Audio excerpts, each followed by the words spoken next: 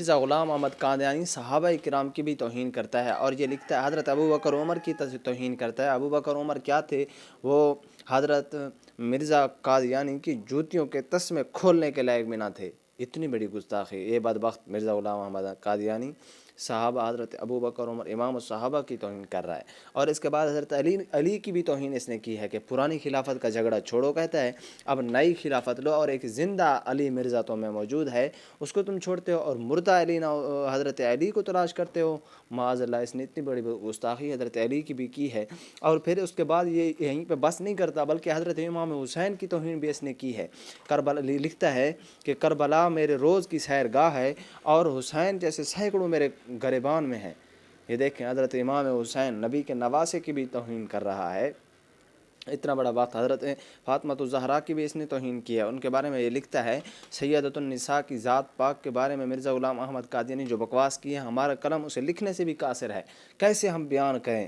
ایسے بکواسات اس نے بکے ہیں وہ انسان بیان بھی نہیں کر سکتا۔ ان کے بارے میں لکھتا ہے، اگر یہ بکواس اس کی دیکھنی ہو تو درجہ الحوالہ کا بھی ہمیں جو ہے نا مطالعہ کرنا ہوگا پوری کتاب کا۔ اس کو دیکھنے کے لیے کتاب الخزائن جلد 18 صفحہ نمبر 213 کو آپ کو جو ہے نا اس کا مطالعہ کرنا ہوگا۔ وہاں پہ ان کے بارے میں اس نے بکواسات بکے ہیں۔ حضرت ابو ہریرہ کی بھی اس نے توہین کی ہے کہ ابو ہریرہ جو حافظ الحدیث ہیں ان کے بارے میں یہ کہتا ہے کہ ابو ہریرہ فہم قرآن میں ناقص تھے۔ حضرت ابو ہریرہ کے قول ایک ردی متاع کی طرح پھینک دیں۔ یہ دیکھیں، حضرت ابو ہریرہ کی بھی اس بدبخت نے توہین کی ہے۔ مسلمانوں کی تمام امت مسلمہ کی اس نے توہین کی ہے۔ جو شخص تیری پیروی نہیں کرے گا اور تیری بیعت میں داخل نہیں ہوگا اور تیرا مخالف رہے گا، وہ خدا اور رسول کی نافرمانی کرنے والا جہنمی ہے۔ گویا کہ ہم تمام مسلمان جو مرزا قادیانی کو نہیں مانتے، گویا کہ ہم کافر ہیں، ہم جہنمی ہیں۔ ہمارے بارے میں یہ مسلمانوں کے بارے میں مسلمانوں کی توہین کر رہا ہے۔ دشمن آگے جو ہے نا قادیانیوں کا درود اس نے اپنا متعارف کروایا ہے، قادیانی امت کا کلمہ بھی اس نے متعارف کروایا ہے۔ گویا کہ آپ صلی اللہ علیہ وسلم کے سر کے اوپر اللہ نے جو تاج نبوت سجایا، ختم نبوت کا تاج جو آپ کے سر کے اوپر اللہ نے سجایا تھا، وہ رسول اللہ کے تاج کو کھینچنے کی کوشش کر رہا ہے، اور یہ کہتا ہے یہ تاج میرے اوپر آنا ہے۔ نعوذ باللہ، اللہ پاک معاف فرمائے۔ یہ بہت بڑا بدبخت ہے، یہ بہت بڑا خناس ہے، یہ بہت بڑا دجال ہے۔ اللہ کے رسول نے خود اللہ پاک نے قرآن کریم میں بھی فرمایا ہے کہ ما کان محمد ابا احد من رجالکم ولکن رسول اللہ و خاتم النبیین۔ اللہ کے نبی جو ہے محمد، وہ آخری نبی ہیں، ان کے بعد کوئی نبی نہیں آئے گا، نبوت کا دروازہ بند ہے۔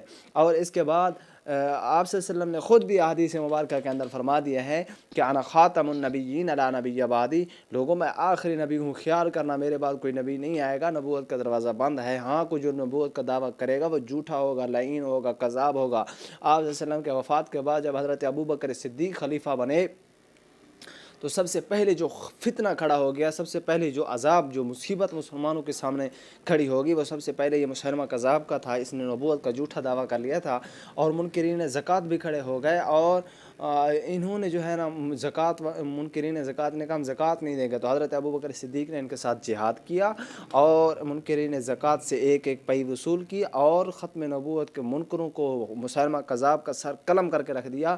سب سے پہلے مجاہد ختم نبوت حضرت ابوبکر صدیق ہے، اور اس کے بعد تمام مسلمان بھی۔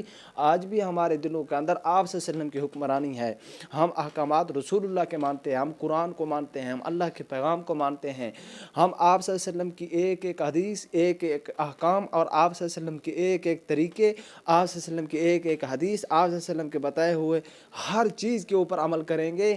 اور یہ جو دشمن کھڑے ہو کر آپ صلی اللہ علیہ وسلم کے دین کو ختم کرنا چاہتے ہیں، اپنے نئے دین متعارف کرانا چاہتے ہیں، اپنے نئے کلمے متعارف کرانا چاہتے ہیں، اپنی مرضی کا دین بنانا چاہتے ہیں، انشاءاللہ ان کو نہیں مانیں گے، اور رسول اللہ صلی اللہ علیہ وسلم ہمارے آخری نبی ہیں، ان کے بعد کوئی نبی نہیں آئے گا۔